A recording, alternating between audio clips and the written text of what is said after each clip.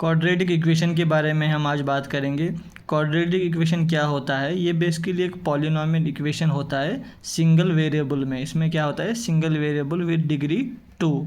तो कैसे हम डिफाइन करेंगे, कैसे हम पहचानेंगे कि ये क्वाड्रेटिक इक्वेशन होता है? फॉर एग्जांपल अगर मैं लिख लूँ एक्स स्क्वायर, एक्स एक वेरिएबल है और जो ये डिग्री 2 है, स्क्वायर है, तो इसको हम कह सकते हैं ये एक पॉलिनॉमियल है। तो पॉलिनॉमियल यानी कि ये एक मोनोमियल है। मोनोमियल में होता है, पॉली मीन्स मनी और नॉमियल मीन्स टर्म्स। जिसमें मनी टर्म होते हैं, जिसमें एक से ज़्यादा टर्म्स होते हैं, उसको हम बोलेंगे पॉलिनॉमियल। और मोनोमियल होता है जिसमें एक ही टर्म होती है। तो क्वाड्रेटिक इक्वेशन में ये एक पॉलिनॉमियल इक्वेशन है, ये एक क्वाड्रेटिक इक्वेशन हमारी, जिसमें क्या है? सिंगल वेरिएबल है और डिग्री 2 भी है। दूसरी एग्जांपल अगर हम लेंगे x square plus 3x plus 1, ये भी एक क्वाड्रेटिक इक्वेशन है क्योंकि इसमें जो डिग्री है वो हाईएस्ट डिग्री 2 ही है और इसमें कितने वेरिएबल हैं? x ही है, यहाँ भी x ही है, y वेरिएबल नहीं है। अगर हमारे पास y वेरिएबल होता है, for example x square plus 3y, तब इसमें क्या आते हैं? 2 वेरिएबल, तो ये हमारी क्वाड्रेटिक इक्वेशन नहीं होती। मगर अगर हमारे पास सिंगल वेरिएबल है, भले ही वो कितने हो, x square plus 3x plus 2x, मगर वो वेरिएबल सेम ही है, मतलब एक ही वेरिएबल है और उसमें हाईएस्ट डिग्री खाली 2 ही है, तो इसको हम बोलते हैं क्वाड्रेटिक इक्वेशन। एक इम्पॉर्टेंट पॉइंट है, जो क्वाड्रेटिक इक्वेशन होती है हमारी, हमेशा इसके क्या है? 2 सॉल्यूशन होते हैं। Every quadratic equation is 2 solutions. हमारी जितने भी क्वाड्रेटिक इक्वेशन है उसमें 2 सॉल्यूशन होते हैं, या हम सॉल्यूशन की जगह रूट भी यूज़ कर सकते हैं। वो सॉल्यूशन भी बोलते हैं, रूट्स भी होते हैं। हर एक क्वाड्रेटिक इक्वेशन में 2 रूट होते हैं या 2 सॉल्यूशन होते हैं। और जो हमारा स्टैंडर्ड फॉर्म है क्वाड्रेटिक इक्वेशन, वो क्या है? ax square plus bx plus c is equal to 0। ये हमारा स्टैंडर्ड फॉर्म है एक क्वाड्रेटिक इक्वेशन का। इसमें क्या है? a is not equal to 0। a जो है 0 के बराबर नहीं होना चाहिए। फॉर एग्जांपल अगर हमारा a 0 होगा तो जो x स्क्वायर है वो 0 के बराबर हो जाएगा। 0 इंटू एक्स स्क्वायर 0 हो जाएगा। जब 0 हो जाएगा तो ये हमारी क्वाड्रेटिक इक्वेशन नहीं रहेगी। इसीलिए स्टैंडर्ड फॉर्म में क्या दिया है? a is not equal to 0। जब हाईएस्ट डिग्री 2 ख़त्म हो जाएगी तो ये हमारी क्वाड्रेटिक इक्वेशन नहीं रहेगी, जो यहाँ पे हमने बताया है। तो क्वाड्रेटिक इक्वेशन को सॉल्व करने के लिए हमारे पास 2 मेथड होते हैं। एक जो होता है वो होता है फैक्टराइजेशन मेथड, और दूसरा होता है यूजिंग क्वाड्रेटिक फार्मूला। एक डायरेक्टली हम क्वाड्रेटिक फार्मूला यूज़ कर सकते हैं और एक फैक्टराइजेशन मेथड होता है। तो पहले हम जानेंगे फैक्टराइजेशन मेथड में हम कैसे सॉल्व करते हैं क्वाड्रेटिक इक्वेशन को। तो यहाँ पे हमने लिया है, फॉर एग्जांपल ये हमारी क्वाड्रेटिक इक्वेशन है, 2x square minus 5x plus 3 is equal to 0। तो पहला जो पॉइंट हम यहाँ चेक करेंगे वो हम चेक करेंगे कि ये हमारा स्टैंडर्ड फॉर्म में है कि नहीं है। ये अपनी स्टैंडर्ड फॉर्म है, ax square plus bx plus c is equal to 0। तो यहाँ पे हाईएस्ट डिग्री भी 2 है और वेरिएबल भी सिंगल ही है, तो ये हमारी स्टैंडर्ड फॉर्म में है। तो इसको हम कैसे फैक्टराइजेशन मेथड से स्प्लिट करेंगे, कैसे हम इसके सॉल्यूशन निकालेंगे, इसके रूट्स निकालेंगे, वो हम देखते हैं।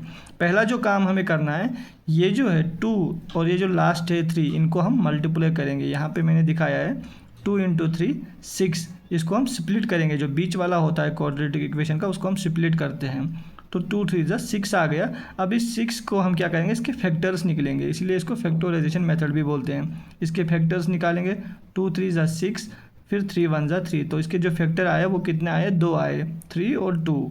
अब इन 3 प्लस 2, अब इनको हमें ऐसे प्लस करना है या माइनस करना है ताकि जो बीच वाला ये है ये -5 ही आ जाए। हमें ये बीच वाली स्प्लिट करनी है, हम ऐसे इसको स्प्लिट करेंगे ताकि जो ये -5x है ये वापस -5 आए। तो कैसे करेंगे? यहाँ से हमने जान लिया, ये लास्ट के 2 हमें हमेशा ध्यान में रखने हैं, इनको मल्टीप्लाई करना है। तो ये 2 और 3 हमें मिला।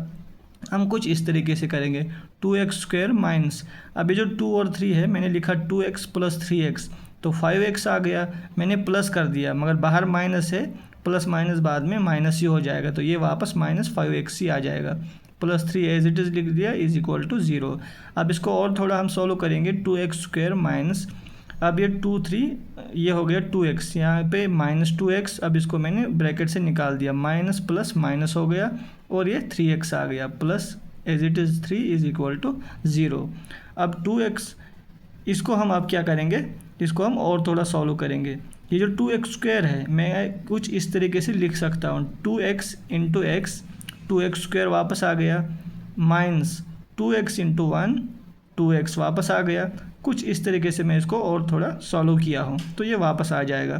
फिर माइनस है, ये माइनस वापस आ गया। 3 इंटू एक्स 3x तो माइनस 3x आ गया। माइनस माइनस प्लस 3 इंटू 1 3 तो ये वापस 3 आ गया। तो ये इसको मैंने इस फॉर्म में लिख दिया है, फैक्टराइज और थोड़ा सॉल्व किया है, इज इक्वल टू 0। अब यहाँ से हमारे क्या है, दो रूट निकल के आएंगे, दो सोल्यूशन निकल के आएंगे। एक हम लिखेंगे 2x माइनस 3, 2x माइनस 3 वो भी 0 के बराबर है। ये जो दो कॉमन है इसमें से हम एक लेंगे, x minus 1 is equal to 0। तो 2x ये 3 0 के इस साइड जाएगा तो प्लस हो जाएगा, और सॉल्व करेंगे तो x इज इक्वल टू 3, ये 2 यहाँ से इनटू में है तो यहाँ डिवाइड हो जाएगा, तो x इज इक्वल टू 3/2। यहाँ पे x minus 1 is equal to 0, ये 1 इधर ले जाएंगे तो प्लस हो जाएगा, x इज इक्वल टू 1। तो यहाँ पे हमें दो रूट्स आए, एक आया 3/2, एक आया 1। तो यही एग्जांपल हम अब लेंगे यूजिंग क्वाड्रेटिक फार्मूला, उसमें भी हम चेक करेंगे कि हमारे यही दो रूट्स मिलेंगे इस एग्जांपल में कि नहीं। ये हो गया हमारा फैक्टराइजेशन मेथड। अब दूसरा मेथड हम यूज़ करेंगे क्वाड्रेटिक फार्मूला। हमारे पास जो क्वाड्रेटिक फार्मूला होती है वो कुछ इस तरीके की होती है, x is equal to minus B plus minus under root B square minus 4ac divide by 2a। ये हमारी स्टैंडर्ड क्वाड्रेटिक फार्मूला है। इसमें क्या है, ये जो अंदर वाला पार्ट है बी स्क्वायर माइनस 4ac वो d के बराबर होता है, d is equal to B square minus 4ac। और तो इसको हम कुछ इस तरीके से भी लिख सकते हैं, minus B plus minus under root D, इसके बदले मैंने ये d लिख दिया डायरेक्ट डिवाइड बाई 2a। अब इसमें एक और चीज़ है, नेचर ऑफ रूट्स। अगर हमारा d, ये जो d हम इसके बराबर है, ये हम अगर निकालते हैं, अगर d हमारा ग्रेटर देन 0 होगा तो जो रूट्स हमारे होते हैं वो डिस्टिंक्ट रियल रूट्स होते हैं। फॉर एग्जांपल एक रूट आएगा x इज इक्वल टू 1, एक आएगा x इज इक्वल टू 3। कब आएगा, जब d is equal greater than 0।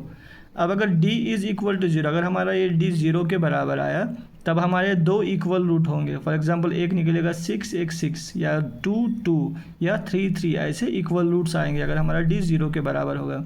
अगर लेस देन 0 होगा तो उसमें कोई रूट्स नहीं होंगे। अब इसको हम एक फार्मूला में अप्लाई करते हैं, देखते ये अप्लाई होता है कि नहीं।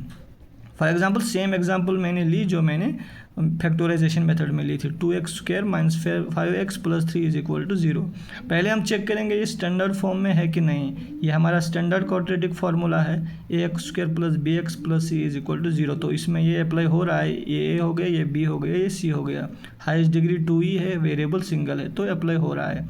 अब हम पहले यहाँ कैलकुलेट करेंगे d किसके बराबर था, b स्क्वायर माइनस 4ac। तो इस पर हम अप्लाई करते हैं, B square minus 4ac। B square कौन सा है, ये b है, तो माइनस में है तो माइनस 5 का स्क्वायर होगा, minus 4ac। 4 as it is formula का है, a अपना 2 आएगा और c आएगा 3, 2 3 ऐसे आया। तो 5 5 जो 25 और स्क्वायर से माइनस माइनस प्लस हो जाएगा तो 25 हो गया, और 4 2 3 ये हो गया 24। तो यहाँ पे 25 माइनस 24 1 आ गया। इसका मतलब है जो d है वो ग्रेटर देन 0 है।